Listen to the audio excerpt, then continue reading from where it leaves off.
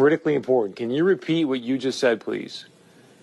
Well, last Friday, I received a 7-page document that sort of told me that if I had an 86-year-old patient that had pneumonia but was never tested for COVID-19, but sometime after she came down with pneumonia, we learned that she had been exposed to her son who had no symptoms, but later on was identified with COVID-19, that it would be appropriate to diagnose on the death certificate COVID-19. Now, we've not done that. If someone has the pneumonia after and it's in the middle of a flu epidemic, and I don't have a test on influenza, I don't diagnose influenza on the death certificate. I will say this elderly patient died of pneumonia. I don't mean to interrupt you, but my heart is sinking right now as you're telling me this. You're a doctor.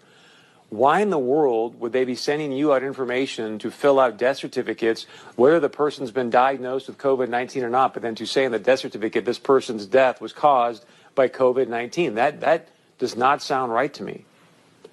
I went to the person in our office who does most of the death certificates over the last 10, 20 years, and I said, does this sound right? I had her look at the documents that I printed off, and she said, well, we've always been told that you always put down just facts. You don't put down any probabilities. You don't put any presumptions down. It's just what you know.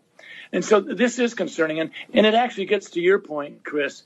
When we start talking about the data that goes into the modeling, we have to ask ourselves a question. Are we being forthright? Are we sharing with the public?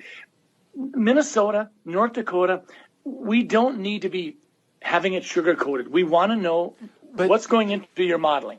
So with that being said, why would they want to skew the number of deaths due to COVID-19?